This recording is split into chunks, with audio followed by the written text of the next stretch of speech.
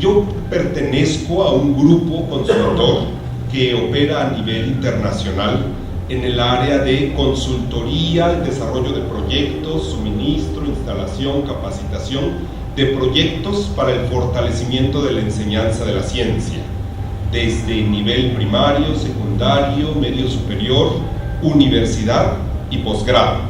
Somos un grupo basado en Alemania. El próximo año vamos a cumplir 100 años de operación ya, y yo estoy a cargo de nuestras operaciones en las Américas, de Canadá a Tierra del Fuego, con distintos socios comerciales, tecnológicos, pedagógicos, y constantemente estoy viajando de país en país. Y siendo mexicano, cuando estoy en México, pues es un gusto más especial todavía, ¿verdad? Tengo ya 20 años haciendo esto, y es una combinación interesante entre el ser mexicano, el tener el sabor que tenemos los latinos a la vida, y bueno, ya 20 años con estas estructuras alemanas, acostumbrado a los sistemas, al orden, a todo por lo que se conoce a Alemania y sus autos, y no voy a decir su comida, pero sí su cerveza. No, chicos, ustedes no oyeron nada. El arte, la cultura, ¿no? Es algo bastante interesante. Vamos a hablar de enseñanza de la ciencia, pero el tema de enseñanza de la ciencia es muy vasto. Nos vamos a enfocar sobre todo en el tema de esta enseñanza cuando está basada en competencias, y algo que es tal vez demasiado metafísico, que es cómo fascinar al estudiante para la enseñanza de la ciencia. Habiendo sido estudiante, que por cierto, dicho sea de paso, fui estudiante como ustedes, tal vez no tan brillantes como se ven algunos de ustedes, sino más un alumno promedio, pero coincidencias de la vida. Yo egresé a nivel medio superior acá en México en un colegio de bachilleres. Entonces los veo a ustedes, jovencitos, y me imagino, eso fue que en 1982, 1985, que estaba ahí como algunos de ustedes. Medio timidón, no tan bueno para los estudios, pero por fortuna en casa teniendo una disciplina que siguió en el colegio, posteriormente en la universidad. Entonces, jóvenes, no se me preocupen con la disciplina, con los hábitos, es algo que lo sé, y también como bachiller a la edad de ustedes, pero eso paga muy bien después para la vida. Entonces, háganle caso a sus padres y a sus maestros y a sus asesores en esa disciplina, es bien importante. Posteriormente estudié ingeniería electrónica en la UAM Azcapotzalco, y me fui a Austria. Allá hice el posgrado en Administración de Comercio Exterior en Salzburgo, y desde eso no he parado con el tema germánico, y acá me tienen para compartir, para ser el pretexto de compartir temas bastante interesantes de enseñanza de la ciencia. Antes de hablar de enseñanza de la ciencia, hablemos de cuáles son las necesidades actuales en el mundo moderno, no solamente acá en México, relacionados a los conocimientos y la ciencia. Y si me lo permiten, y rompiendo un poco el protocolo, me voy a parar mejor para que pueda ver mejor aquí. Vamos a empezar a ver esta presentación. Lo primero que me gustaría que nos cuestionáramos todos es cuáles son los requerimientos sociales actuales en general. ¿Qué hay de nuevo en la actualidad relacionado a la ciencia y a la enseñanza, que es a donde vamos a llegar y analizar? Pero actualmente, ¿qué es lo que busca la sociedad? Un mayor conocimiento, una mejor conciencia de nuestro entorno. A diferencia de cuando yo tenía la edad de ustedes, actualmente es muy importante el tema de cambio climático, niños con deficiencia de atención. En nuestros tiempos no había eso, tanto como ahora, ¿están de acuerdo? Ahora como que es un tema mucho más actual. Incremento de sobrepeso, eso es otro tema también. ¿Qué otros temas? Requerimos un más amplio entendimiento de los efectos de nuevos elementos, cosas que no conocía la humanidad anteriormente. Alimentos transgénicos, nanocomponentes, saturación de señales inalámbricas. Son temas que no son triviales, que empiezan a ser de preocupación y cada vez van a ir siendo más importantes. Y algo muy interesante, el voto consciente. Juan Jacobo Rousseau, en su famoso libro del contrato social, hacía referencia a que la democracia va a ser válida cuando la sociedad, los votantes, sean uniformes. con sus matices, pero sean uniformes. ¿Eso qué significa? Si estamos en un mundo donde tenemos estos dos primeros retos y vamos a elegir nuestros gobernantes, los votantes debemos estar conscientes de estos temas. ¿Y eso qué significa? Un mejor conocimiento de la ciencia. No un conocimiento de la ciencia a nivel científico, no un conocimiento de la ciencia como los personajes de Big Bang Theory, ¿no? Eso es un mito nada más. La ciencia no es solamente ese punto de vista nerd, sino se requiere para cuidar prioridades presupuestales, cuidar políticas de protección ambiental, fomento a la investigación. Desde el punto de vista de un voto consciente, la humanidad, vamos a pensar en el país, en México, los mexicanos debemos tener un mejor conocimiento de ciencia como algo básico, no solo para pasar exámenes, no solo para estudiar una carrera relacionada, sino algo tan básico como en mi época se empezaba a usar la calculadora. Ustedes ya, los jóvenes, se han de llamar la atención como hubo una época en que no usaban calculadoras para, al menos en sumas complicadas, ¿no? Yo fui de las últimas generaciones que sabía cómo mover las barritas de las reglas de cálculo, ¿se acuerdan? Conservo la de mi padre todavía y me encanta verla y de vez en cuando practico con ella.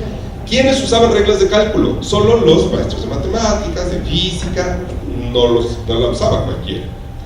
Después vienen las calculadoras y lo mismo, sustituyó las reglas de cálculo. Ahora, ¿quiénes usan calculadora? Todo el mundo.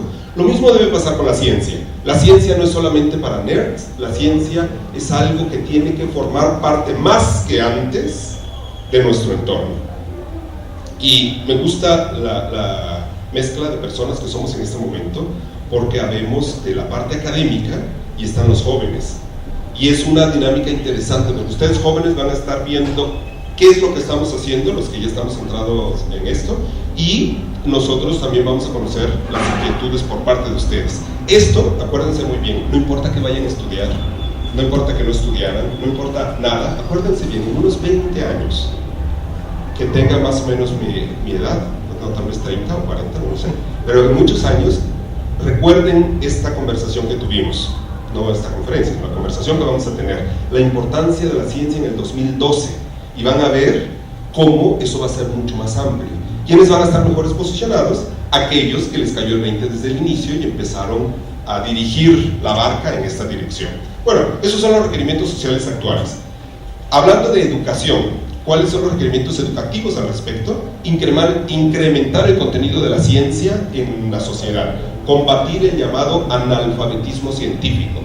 El analfabetismo, personas que no saben leer, se ha combatido con buenos resultados, pero ahora estamos frente a un nuevo reto, el analfabetismo científico, de que las personas sepan hablar, leer, escribir temas relacionados a la ciencia. UNESCO es el organismo que más insiste en el tema. Tenemos que combatir el analfabetismo científico, ese es el reto, y en parte es el tema que estamos conversando esta mañana. Ciencias exactas, solo para nerds. ¿Cuál es el reto de esa lucha contra el analfabetismo científico? Que cuando hablemos de ciencia, no pensemos en la imagen de acá arriba. Ciencia no es esto. Debemos transformarlo para que ciencia sea algo divertido, sea algo entretenido, algo que sea descubrir nuestro universo. No solamente el conocer los teoremas teóricos en el pizarrón, sino realmente verlo en nuestra vida cotidiana. Aumentar el nivel promedio, de que no haya necesidad de estar repitiendo ciencia en distintos elementos, en distintas áreas, por ejemplo en secundaria o en bachillerato, etc. Y algo importantísimo, expandir a las masas. A mí me encanta saludar, conocer a chicos muy, muy brillantes, que dicen, mira, yo tengo un sobrino que, no hombre, sabe matemáticas y conoce muy bien y tal. Me encanta porque es ver talentos muy, muy buenos, gente muy brillante, pero no es lo que necesitamos en este momento. En este momento necesitamos una masa crítica. No necesitamos un par de excelentes estudiantes. No me lo tomen a mal, algunos de ustedes que sean los más notables. Es bueno, pero acá la preocupación no es solamente tener unos cuantos, sino que las masas sean las que incrementen su nivel de conocimiento de la ciencia. Y esto es, debemos permear la ciencia en todo el país, permitir un desarrollo integral de estudiantes, no solamente que tengan los conocimientos, sino también las competencias de ello. Para ello, pues hay que tener valores, habilidades y las competencias precisamente. Pero esa es la idea. Cuando alguien me dice, ya tengo una buena idea para poder mejorar la ciencia, es encontrar a los alumnos más brillantes y a ellos ponerles un coacheo especial. Cuando me pongo medio drástico, y miren que a veces me sale, digo, no, me opongo. Ellos van a encontrar su camino. A quienes tenemos que apoyar es a todos nosotros, a la masa. ¿Cómo hacer para que la masa sea la que suba su nivel? Y eso no es tan fácil.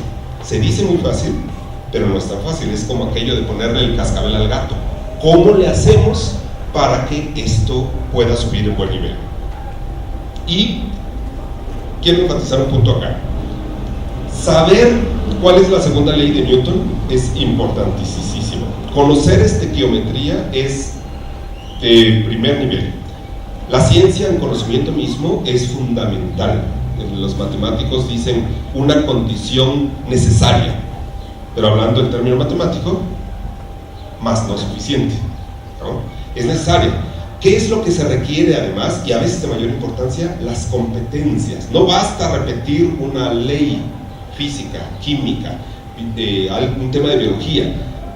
Es importante desarrollar habilidades, por eso se refiere este tema del crecimiento integral, del desarrollo integral, y eso es lo que se puede hacer con competencias. Para todo esto hay un reto para nosotros los adultos, para nosotros los de academia, que es fascinar al estudiante. Todo puede sonar muy bien, pero si nosotros somos los únicos que tenemos las teorías y no nos siguen los estudiantes, algo estamos haciendo mal. El tema es fascinar al estudiante, que el estudiante realmente se fascine por la parte de la ciencia, se fascine por su universo. ¿Cómo? Hagamos memoria, sobre todo quienes tenemos hijos, ustedes no se han de acordar porque eran muy chicos, a menos que tengan hermanitos muy pequeños. El ser humano de entrada está fascinado con el universo. ¿Recuerdan los porqués? ¿Y por qué esto? ¿Y por qué aquello? ¿Y por qué? Así sale. ¿Qué hacemos los padres para que no nos den tanta lata? Los ponemos tranquilos, que no hagan tantas preguntas y los forzamos a que no se exageren tanto en su fascinación por el universo. Al rato, a nivel sobre todo medio superior, estamos sufriendo los relacionados a las ciencias en cómo fascinarlos de nuevo, y fascinamos a unos cuantos. Mentira, motivamos a los que ya vienen fascinados. El reto es cómo fascinamos a los que no están fascinados por la ciencia. Ese es el gran reto, y es algo muy simple. Los neurólogos insisten de que es un tema de esa fascinación venga por una mezcla de emociones relacionadas a la ciencia.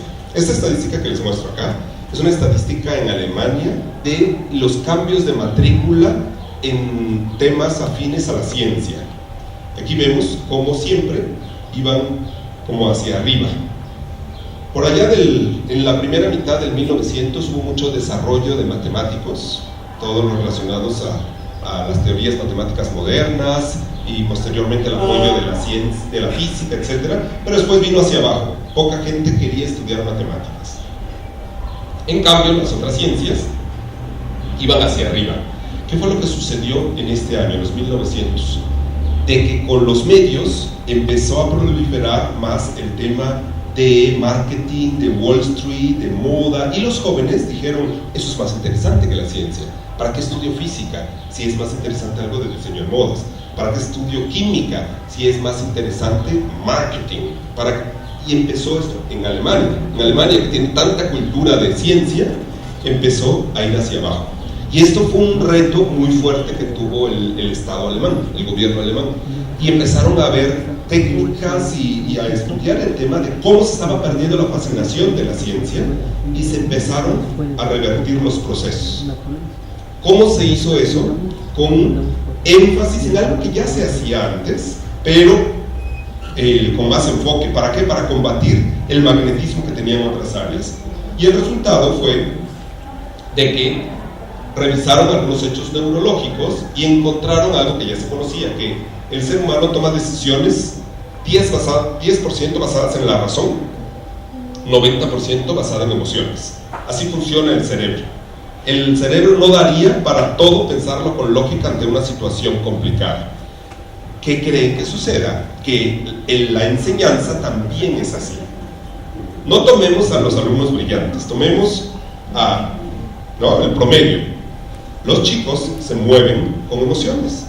¿Por qué a los chicos les encanta salir con chicas en lugar de quedarse a estudiar, de leer el contrato social de Juan Jacobo Rousseau? Porque trae más emociones salir con una chica. Lo mismo sucede las chicas con los chicos, ¿no? ¿Cuál es el reto? El reto es de que la educación de la ciencia sea metiendo emociones, lo cual para los de academia, para los que estamos relacionados en el dar clase, es un reto muy duro, porque quienes damos clase de ciencias estamos fascinados por la ciencia, no necesitamos que nadie nos fascine y nos enfocamos mucho en lo que nosotros ya sabemos. El reto es cómo jalar a quien no está fascinado por la ciencia. Repito, esta es la clave, que la enseñanza de la ciencia tenga más emoción que lógica, lo cual parece una contradicción, porque la ciencia es lógica. Pero ¿cómo hacemos que ese proceso sea con más emoción? Hay varias técnicas, una de ellas es el trabajo en grupo, las discusiones, la experimentación, permitir que el alumno construya su propio conocimiento en lugar de darle el conocimiento, y eso es hacer el tema más emocionante. Tener más contenidos prácticos, y esto que les acabo de comentar fue así como muy a la ligera. Ustedes podrían decir, bueno, eso lo dices tú, ¿quién más lo dice? En Canadá, la Universidad de British Columbia hizo un estudio bien interesante, muy formal, se reportó en la revista Science. De hecho, esta gráfica la tomé de ahí, de la Science.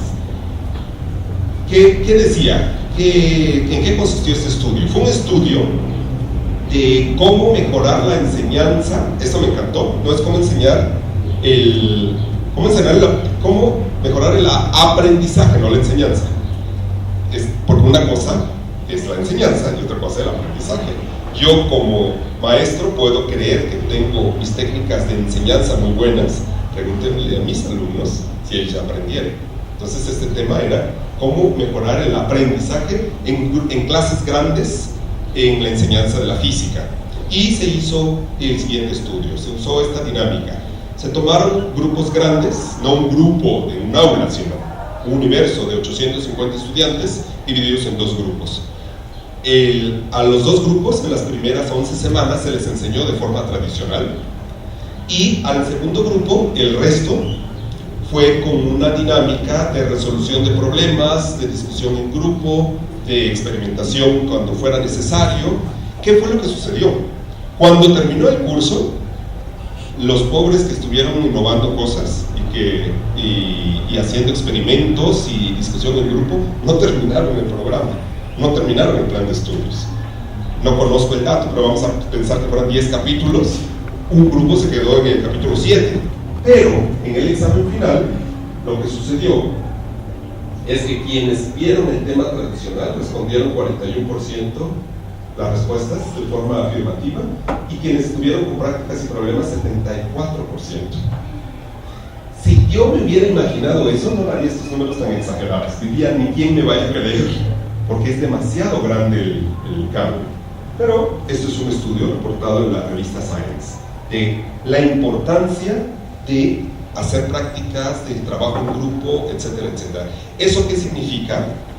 De que el laboratorio de ciencias en los procesos de enseñanza de la ciencia no es un tema opcional, es un tema casi obligatorio.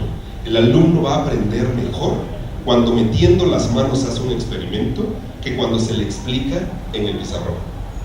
Y neurólogos o psicólogos sostienen esta idea. Esto tiene que ver con estos sistemas modernos de enseñanza de la ciencia basado en competencias que quiero compartirles esta mañana acá con ustedes. El hacer la experimentación por esa razón. Y tenemos un caso muy cercano a nosotros, acá en Göttingen, que es en la misma ciudad donde estamos. Se llama IXLab, es un organismo de la Universidad de Göttingen. Y lo que hicieron fue, esto que las matrículas están bajando, no nos podemos permitir, tenemos que hacer un cambio rápido, y lo que se hizo fue un centro de integración a la ciencia en jóvenes de medio superior o principios de universidad. Y empezó a darse cursos y laboratorios, etc. Fue una especie de curso, sino dinámica intensiva de fascinar al estudiante con la ciencia. ¿Recuerdan el caso que les mencioné hace un rato? Canadá. Este caso, Alemania. Y coinciden en una cosa, la importancia de meter las manos. ¿Qué fue lo que se hizo acá en Göttingen? Se hicieron las aulas, los laboratorios, para que los chicos aprendan física de láser y otros temas relacionados a la ciencia. Metiendo las manos, trabajando con ello, viendo trazas de partículas radioactivas, etcétera, etcétera. Es un ejemplo. Lo que les quiero poner acá de manera gráfica es de cómo en muchos lugares se les apuesta al aprendizaje experimental y los resultados son positivos. Y eso es lo que nosotros estamos proponiendo en distintos países, en distintas organizaciones, en muchos de los casos apoyados por localmente pedagogos que confirman de que por aquí va la cosa. Para ello, hemos visto que la fascinación con la ciencia es metiendo las manos, de que el alumno haga los experimentos, descubra su universo, descubra las leyes y de esa forma aprenda. No es fácil, porque es un proceso un poco de más riesgo. Si el experimento no funciona, el alumno no va a aprender ciencia, se va a burlar del profesor y va a decir, la ciencia es algo complicadísimo. Entonces, hay que tener mucho cuidado. Si tomamos a un buen maestro, yo creo que puede librar esa parte. Muchos de ustedes seguramente dominan eso. A nivel, no vamos a hablar de este plantel de colegio de bachilleres, sino a nivel nacional, el gran reto es cómo le hacen las autoridades para asegurar que los 4 millones de mexicanos estudiando el nivel medio superior puedan tener este tipo de dinámicas. Hay la forma de ir viendo estos temas.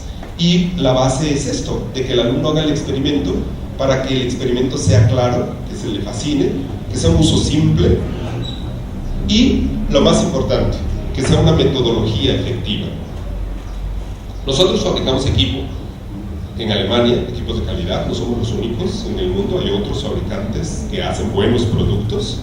No basta con que un producto sea bueno, la metodología tiene que ser efectiva. ¿Para qué? Para no poner sobre los hombros sobre los hombros del profesor toda esa responsabilidad. Hay que apoyarlos para que el aprendizaje sea vivencial. Esta frase de la primer premio Nobel mujer me encanta, María Curie. Decía, un científico en su laboratorio no es solo un técnico, él o ella también es un niño de cara a un fenómeno natural que le impresiona como si fuera un cuento de hadas. Este era el pensamiento de María Curie, una gran científica. Ese es el reto de los educadores hacia los jóvenes aprendiendo ciencia. ¿Cómo hacer de que el chico de ciencia, repito, no el que más le guste de la ciencia de toda su vida, sino que el alumno promedio, cómo hacerle para que cuando se les esté explicando algo de ciencia sea como un cuento de hadas, le emocione? Ese es el resultado de una enseñanza experimental. Este es un ejemplo de laboratorio que no se ve, no lo vean así como muy moderno. Hay partes de modernidad, los cables van por acá arriba, etc. Lo que quiero enfatizar es algo: se puede aprender ciencia en el aula si el diseño de la metodología y del experimento se hace para que se pueda hacer en el aula. Es bien importante el integrar la parte teórica con la parte práctica, que no vea el alumno no vea un brinco entre la parte de teoría que se esté viendo y luego la parte práctica. Ayuda a mezclar los temas así. Pero para ello, obviamente, necesitamos cubrir el 100%, que todos los alumnos puedan meter las manos, y para ello tendremos al profesor con explicando los experimentos más un asistente, lo cual va a permitir de que todos los alumnos, metiendo la mano en los experimentos, puedan, uno, construir el conocimiento y, segundo, desarrollar habilidades. Para este desarrollo de la metodología es importante contar con una metodología a detalle. Eso es un ejemplo de cómo pueden haber sistemas que van explicando al alumno la manera de hacer los experimentos. Mi exhortación en los países que visito es: hagamos de la ciencia, establezcamos con elementos externos, internos, locales, un sistema para la enseñanza de la ciencia, del seguimiento de metodología y de que esa forma se vaya aprendiendo la ciencia. Una metodología muy clara, orientada al estudiante y que funcione, que ya esté probado que el tema funcione para fomentar hábitos, permitiendo descubrir las leyes. El uso de tecnología en la educación, solo me voy a quedar en esta caricatura que encontré. Ahí está el grupo de alumnos más jóvenes que ustedes y la maestra se tiene que poner atrás de un cuadro de televisión y el director le explica a la supervisora. Es un poco incómodo, pero es la única forma de que los chicos nos presten algo de atención durante la clase, ¿no? El tema de la fascinación. Para atraerlos es importante la ciencia, pero no quedarnos con ella.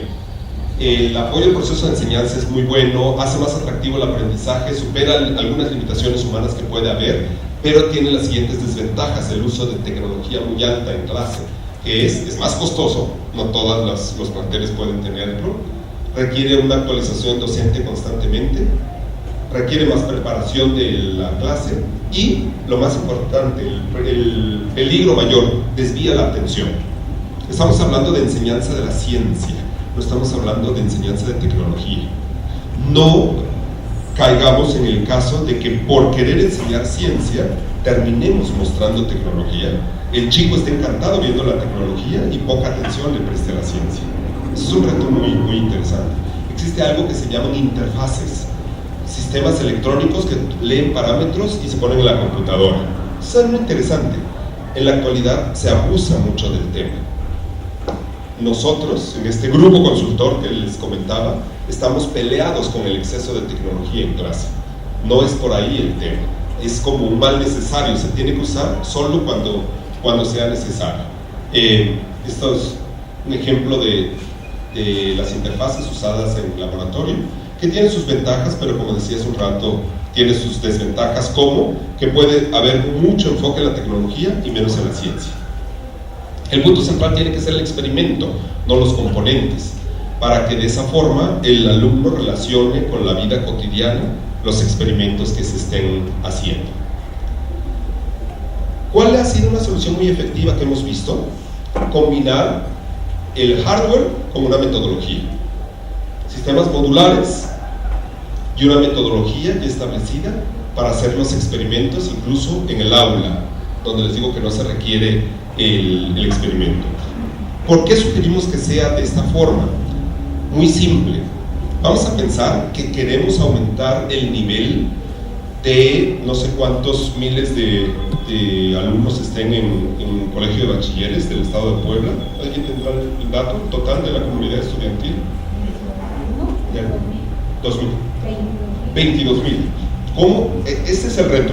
Hacer que 22.000 alumnos en el tiempo más reducido posible, digamos medio año, que 22.000 alumnos en 6 meses estén aprendiendo ciencia, creando su conocimiento y desarrollando habilidades. 6 meses.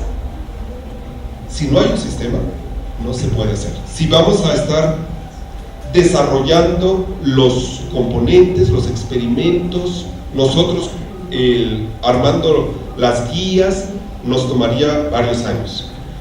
Por eso la invitación que estamos haciendo, y ha sido una buena respuesta por parte a nivel de COSDAC, de la Secretaría de Educación Pública, etcétera. Ha habido una buena recepción con el tema, un proyecto con llave en mano para que eso se pudiera hacer. ¿Cómo? Muy simple, son módulos ya establecidos, una metodología, y con esto se puede empezar a cubrir los temas relacionados al bachilleres. Pensando, por ejemplo, en los planes de estudio, se toman los planes de estudio que se tengan, de física, de química, de biología, y a partir de ahí se identifica la parte curricular que se deba cubrir con guías de estudio bien establecidas. Estos son algunos de los temas que se pueden ir viendo. Se los paso así rápido, como para que vean la amplia gama que se tiene que hacer. Y aquí el reto y la dinámica es identificar qué es lo que el plan de estudios del Colegio de Bachilleres del Estado de Puebla puede utilizar. ¿Okay? En lugar de inventar el agua tibia, como se dice normalmente, tomar un modelo que ya está establecido y desarrollar a partir de ahí, y con eso ganamos tiempo. Cuando yo era estudiante con ustedes, recordaba recientemente de que me asustaba el número de mexicanos en extrema pobreza, 20 millones. Y decía, como estudiante en mi país tengo que hacer algo para después profesionista y cambiar algo. Actualmente no son 20 millones, la estadística dice que son 40 millones. No estamos para experimentar en el desarrollo de nuestro país, estamos para tomar lo que podamos tomar, hacer que funcione y crecer y desarrollar a partir de ahí. Eso es algo que, ese es el reto que se tiene. Bueno, como pueden ver, pues hay soluciones que tienen equipo, que tienen metodología, una metodología que funciona, pero tenemos un pequeño dilema. Y acá vamos a la tercera y última parte de la presentación, para empezar la dinámica ya de preguntas. ¿Cuál es ese dilema? ¿Y las competencias genéricas y disciplinares qué? Ya tenemos el equipo, ya tenemos la metodología, ¿en qué momento cuidamos la parte de competencias genéricas? Cuando un equipo y una metodología es diseñado para enfrentar dificultades, analizar críticamente, elegir alternativas o incluso desde el punto de vista científico para identificar problemas, obtener, registrar y sistematizar información, etcétera, etcétera, nos dice que vamos por buen camino y el dilema quedaría resuelto. Este es el acuerdo 444 al que me refería al inicio de la charla, de la SEP, donde se definen las competencias genéricas y las disciplinares. Nosotros hicimos un estudio en cooperación con la SEP, donde analizamos cada una de las competencias genéricas que la SEP identifica y encontramos que esta metodología que nosotros proponemos cubre todas las competencias genéricas en este caso, y lo mismo hicimos con las experimentales. Está bien definido el tema de ciencias experimentales y estudiamos cada una. Esto no solamente lo hicimos nosotros, sino en cooperación con la SEP, y encontramos que distintas competencias, por ejemplo, establece la interrelación entre la ciencia, la tecnología, la sociedad y el ambiente en contextos históricos, sociales y específicos. Y por la metodología que se tiene, es la plataforma correcta para enfatizar cada uno de estos temas. ¿Cuál es el nuevo reto? El nuevo reto ya no es cómo fascinar al estudiante con experimentos, porque él mismo los va a desarrollar. El nuevo reto no va a ser cómo hacer para que los experimentos funcionen y de que los alumnos puedan tener un resultado exitoso, porque ya está la metodología. Está explicado paso a paso cómo se hace. ¿Cuál es el nuevo reto? De que los maestros tomen esta solución ya establecida y como una especie de checklist vayan cuidando que los alumnos vayan desarrollando las competencias. Ya es otro nivel el coacheo del maestro. El maestro no tiene en sus hombros todo el proceso de la parte de la enseñanza, sino con el enfoque en competencias. Otra de las competencias: el alumno fundamenta opiniones sobre los impactos de la ciencia y la tecnología en su vida cotidiana, asumiendo consideraciones éticas. ¿Qué alimentos contienen grasa? Es muy diferente cuando la mamá le dice al niño o a la niña: deja de estar comiendo tantos chocorroles que con tanta azúcar vas a engordar. Cuando el chico en su aula hace un experimento y viene el tema de la grasa, otro es el enfoque que se tiene y va desarrollando estas competencias. Planteamiento científico, lo mismo, es un tema en que el alumno debe identificar problemas, formular preguntas de carácter científico y plantear hipótesis necesarias para responderlas. Es algo que cuando un sistema está bien definido se puede llegar a hacer. Y las otras competencias también, como estas. En pocas palabras, cuando un equipo y una metodología se combinan, las competencias se pueden desarrollar de manera más sencilla, más efectiva. Voy a cerrar esta primera parte de mi participación con una estadística interesante que tenemos. Esto lo vivimos nosotros, pero en general todo el mercado es así. Nosotros en FIBE, que operamos en este tipo de proyectos, le dedicamos 75 u 80% de nuestras actividades en Alemania al medio superior y alrededor de 15 al superior.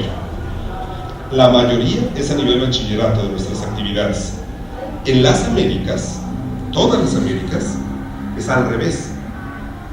El 90%, sobre todo en América Latina, el 90-95% de nuestras actividades es en universidades y alrededor de un 5 o un 10% es a bachillerato. Y muchas veces nos preguntábamos ¿por qué hay eso?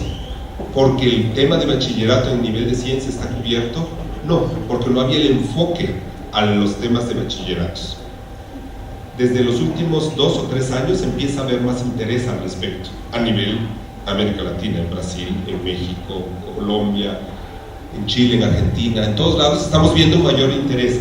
Acá en México me da la impresión de que es en el Colegio de Bachilleres de Puebla donde podrían ser los primeros que empiecen a llevar a la realidad el tema de enseñanza de la ciencia basada en competencias.